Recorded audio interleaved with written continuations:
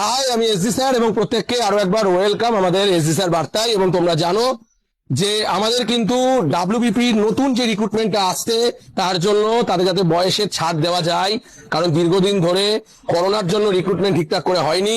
তার মধ্যে দিয়ে ওবিসি কেসের বাহানায় প্রায় 2 বছর ধরে কোনো নোটিফিকেশন নেই, যার ফলে দেখা যাচ্ছে যে অনেক ছেলে মেয়ে শেষ মোমেন্টে তারা বাদ চলে গেছে। তো যদি প্রতি বছর নিয়মিত পরীক্ষাটা হতো তাহলে ঠিক হতো, কিন্তু পরীক্ষায় তো নিয়মিত হয় না।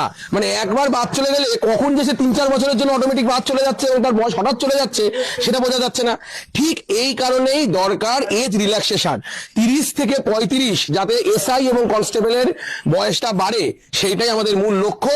এবং তার জন্য কোনো পিইটি পিএমটির আমাদের ছাড়ের দরকার নেই। পিইটি পিএমটি যেমন হচ্ছে হোক, যেভাবে রিক্রুটমেন্ট ব্যবস্থা চলছে চলুক, স্বচ্ছতার সাথে চলুক, কারণ দালাল চক্রবিহীন একটি রিক্রুটমেন্ট ব্যবস্থা আমরা কিন্তু দেখতে পাচ্ছি এই মোমেন্টে। যারা যারা আমাদের ভিডিওটা দেখছো তোমরা আমাদের গ্রুপে জয়েন হয়ে যাও। এস 30 থেকে 35-এর জন্য আমাদের কালকে রয়েছে মেল কর্মসূচি।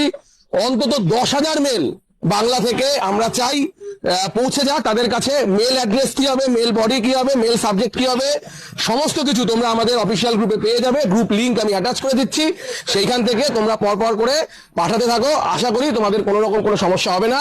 আগামীকাল সকাল 11টা থেকে এই প্রোগ্রাম কিন্তু আমাদের শুরু হয়ে যাচ্ছে। যারা জানে না তাদেরকেও একটু জানিয়ে দাও।